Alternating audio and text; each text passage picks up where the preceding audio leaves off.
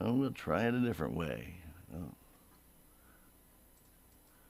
So we're good now. Thank you very much, Internet. We do appreciate your cooperation. Well, we have a paid political ad with Denny Roth, Franklin Delano Roth. As a matter of fact, he's a Democratic candidate for 8th District. Well, good to see you, and I haven't seen you in a couple of months, but you're looking good, you're looking trim, you're looking fit. You've been out knocking on doors and shaking hands. How's it going? It's going great, Stan. Appreciate you having me on again.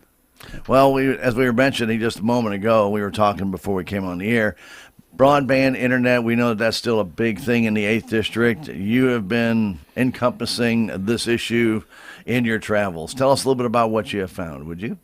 Well, there's so many areas that don't not only have high-speed internet availability, they also don't have cell phone service. And it's just ridiculous in this day and age. I mean, in the 30s and 40s, we wired every home in America for telephones, landlines. But now we can't build enough cell phone towers for some reason to give people internet and phone access. It's just nonsense. And the development of electric cooperatives back then to make sure everybody could get electricity as well. Right. Well, the TVA, when Right. Roosevelt came in, brought electricity to a huge part of southeastern United States, Appalachia and places like that, and still operates. TVA still operates there. But we used to do big projects. That's what the United States was known for, and we don't tend to do those anymore. And then do you think, Denny, and in your travels you hear about this a lot more than I'm sure I do, but, you know, there's still that friction up in D.C. between the Democrats and Republicans, and they sometimes they'll get together and actually make sense and do a good thing, but for the most part, there's still that friction, isn't there? There's way too much friction. It's like if you work with the other side, and it happens on both sides of the aisle, Democrats, Republicans, both. If you work with the other side of the aisle, you're an outcast. You know, you're a traitor or whatever label they want to give to the person. And you know, years ago we used to. I mean, we've always had our differences. I mean, you can go back to the founding of the country, and we had our differences. But they at least got together enough to do what was in the best interest of most of the people. I mean, that's how we ended up with the TVA, and that's how we ended up with a lot of things that benefit people today, like Medicare and Social Security, things like that. I mean, things that have really helped people's lives in general. We used to do, like I said, we used to do big things. We built the interstate system. You know, we had a space program second to none. We put man on the moon, and we don't do those big, you know, bold things anymore. Well, it seems like neither party wants to compromise. They're set dead fast on their ideas or strategies or whatever it might be that they won't sway. Do you see that still existing in D.C.? Oh, absolutely. And I think the biggest problem is the money. Both factions have certain donors or certain industries or whatever that they want to cater to, and that's who funds their campaigns, and that's who they're gonna support. The thing is, we need to get this huge amount of money out of politics. I mean, ever since the Citizens United ruling in 2010, it's just opened the floodgates of corporate money and billionaire money, whatever you want to call it. They can pour as much money as they want to in any race.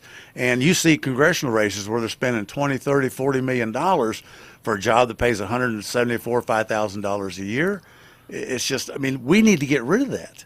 That's the whole root of the problem, and why we're so divided that people, well, my group wants this, or my supporters want this, and the other side, well, my supporters want this, and then they're just butt heads, and there's no compromise, and nothing gets done, and we're the ones that pay the price for it. And the candidates that are supported by those deep pockets, they're going to vote the way that those deep pockets want them to vote, aren't they? Absolutely, if they want to keep the campaign cash rolling in. I mean, that's why people used to say, well, you know, what about term limits?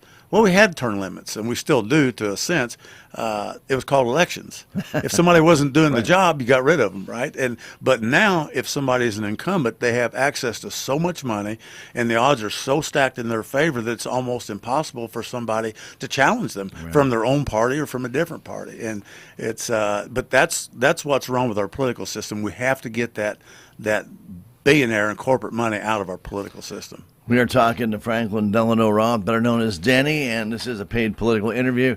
Denny, you've been all throughout the 8th District. Tell us what you have found in your travels all the way from, oh my goodness, Douglas County you were just in, all the way over to the Mississippi River. It's a huge district, isn't it? It's a very large district. There's 28 counties. My county of Jefferson County is the only county that's split.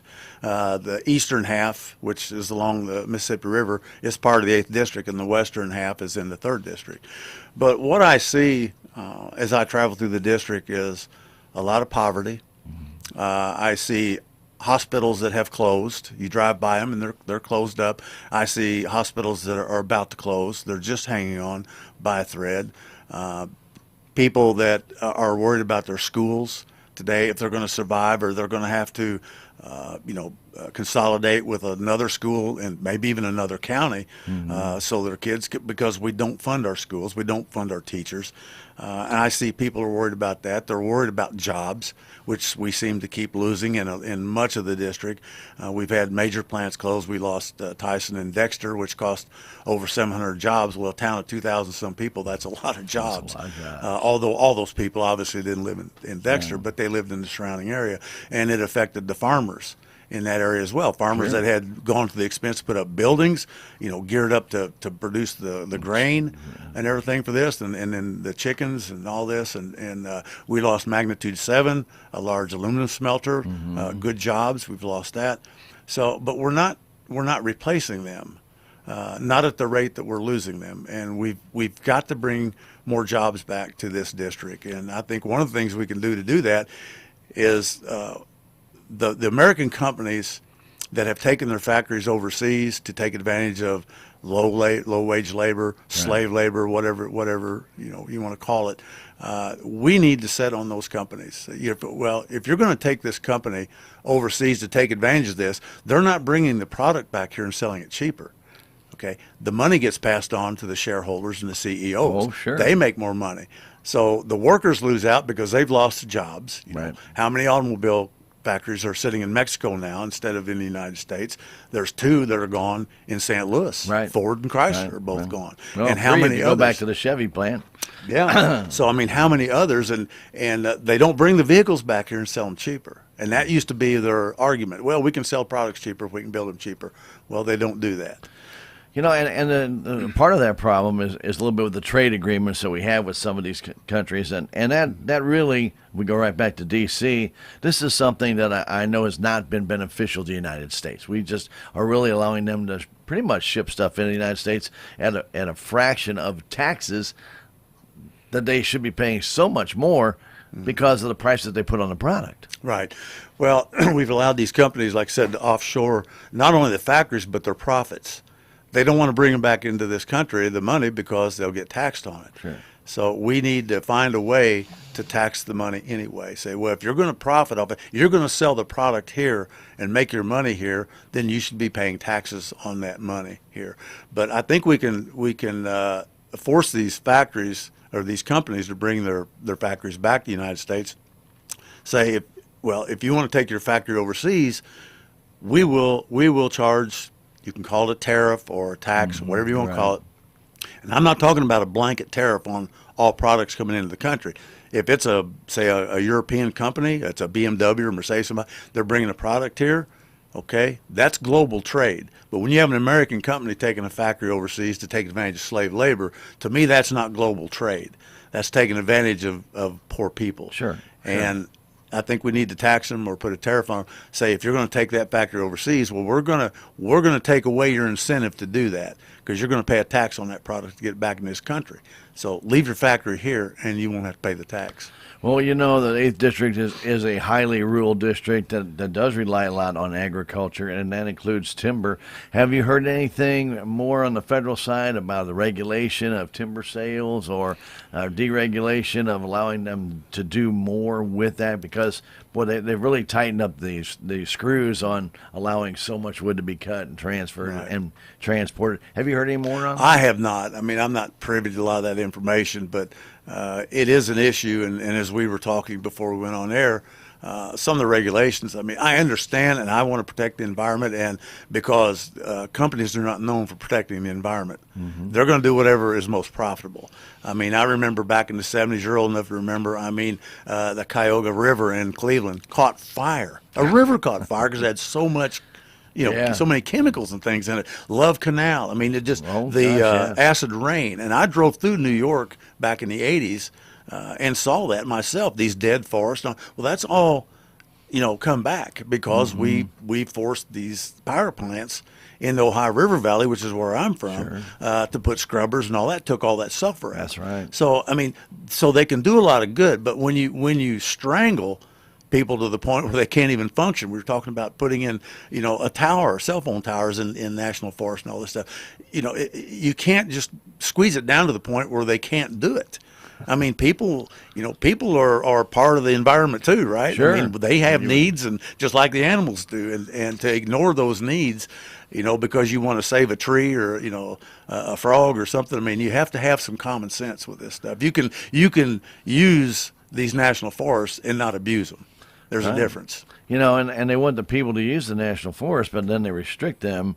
Obviously, when they have assets such as trees, things of that nature, that when they go and bid it out and sell it, well, okay, the people should benefit off that. That's not always the case. Right. And the thing about the forest is they're renewable. Yeah. You can grow more trees. That's a nice thing Takes about a little it. time, but yeah, they I come mean, back. you go mine coal out of the ground or something like that. You mine it, it's gone. But you can reclaim the ground. Where I'm from in Indiana, there were a lot of coal strip mines in the county next to mine, and for years they were just wastelands. And then they came back in and started, reclaiming it. And now, they're building houses on it. They have trees. Lakes, things like that. You'd never know that it was even mine. So you can reclaim ground. And like I said, trees are renewable. You can grow them again. One of the things you brought up, the big projects that D.C. used to do that would be, I would say, beneficial to all the parties and all the people. And that's what we really used to see years ago. That can still be done. But it's going to take some work. Right. When I look around right now and I see an economy that is, inflation's just going insane, but there's really no reason for it to go insane. So I keep wondering, okay, why is it still going higher and higher and higher? Right. It's just profits, and they took advantage of COVID, and the sad part about it is that nobody's reeled it back in, and if elected, I mean, I'm sure this is something you see, especially in the 8th district with the poverty you're talking about. Right. This is something that's key to keep people in the district, isn't it? Right. Well, after COVID, every country experienced some amount of inflation. We have in this country, it's come down. The problem with inflation, it's like on the farm. I remember years ago, you'd have a good year. Well, fertilizer prices would increase. If you're raising hogs like I did, feed increased and all that stuff. Well, when prices dropped, it might drop a little bit, the supplies, but they never came back down to where they were. No. And that's what's has happened with, food and all this since COVID. But it's easy to blame a politician or Congress or whatever, but what we're not looking at is who really profited from the inflation. I mean, companies were reporting record profits through this. If they're just passing on costs, they're not recording record profits. Okay, but the fact that they're getting record profits tells you they were gouging people. Sure. And I know there was some talk. I mean, years and years ago, on the oil companies talking about something called windfall profits tax. Okay, you want to gouge people, fine. You're going to pay that in a tax. We're going to put it back in the public and benefit the public if you want to gouge them. And I wish we'd have done that. I really do. But I think a lot of the inflation was caused by just these companies taking advantage of it. Sure. And some of these CEOs that are making $5, $6, $10 million with $5 million bonuses, seriously? Yeah. What about the people who work for them? And what about the people who are paying those insurance premiums or whatever it takes or buy the grain or whatever? They're getting no discount whatsoever. Right. Who has earned $15 million as a CEO? Yeah, and 15 is even small compared to It some is, of them. well, it Some of them is. 40, 50, 60 million dollars. And But that doesn't make any sense to me. Well, it doesn't. And like I said, these companies that record these huge profits, just like a lot of the tax break that some of them got back in 2017 with the tax bill, they were supposed to invest in their companies. Okay, we're going to expand. We're going to hire more people. We're going to invest in labor. We're going to increase wages. They didn't do that. They bought back stock, which increases their stock price, and CEO pay is tied to A lot of how their times, stock yeah, performance absolutely. is doing. So it's just, that's what they're doing. They paid the shareholders more money. They didn't invest in the factories. And that's why I want to get back to a tax system that forces these companies, if you're going to get tax breaks, it's going to be because you've invested in your company. As a farmer, if I wanted a tax break, I had to invest in machinery or other products, something that improved my farm. And we've gotten away from that with a lot of these businesses. We don't force them to use that money they get back to improve their factories or to put more people to work or to raise wages, things like that. And that's what we need to get back to. Well, our time's running short. Then it always seems like 15 minutes will fly by. Are you going to be anywhere in town, or what's your schedule here for the next week in the area, if you have it off the top of your Let's see. head? I'd almost had to get my phone out, look at my calendar. The days just kind of run together. But I was in Douglas County Saturday at the Twin Bridges Volunteer Fire Department. They had a meet the candidate deal. It was great. Met some wonderful people, and that's a very red part of the state. I mean, very conservative and all that, and but I'm rural. I grew up like that, so maybe we just made friends. But I'm participating in a meet the candidate forum in Cape Girardeau, I think on Wednesday, and I'm somewhere about every day. I'm all over the place. Well, if you're always around the area, you're always welcome to stop on by the coffee shops here, and I'm sure you are. Oh, yeah. And making some new friends here in Denton County. Well, we look forward to seeing you. I believe we have you coming on again next week. Yeah, if I'm I not think mistaken. next Monday again. So you might tell us about your travels this week and update us on anything you may find out about some of the items we just talked about. Maybe you're going to give us some great news on broadband. Wouldn't that be fun? Yeah. Wouldn't that be fantastic? But anyway, I want to thank you for coming in and spending some time with us. Again, this is a paid political interview with Denny Roth, a Democratic candidate for 8th District. We really appreciate you stopping by the station this morning, and we wish you the very best in the rest of your travels. Well, I appreciate it, Stan, and thanks again for having me on. You're welcome, sir.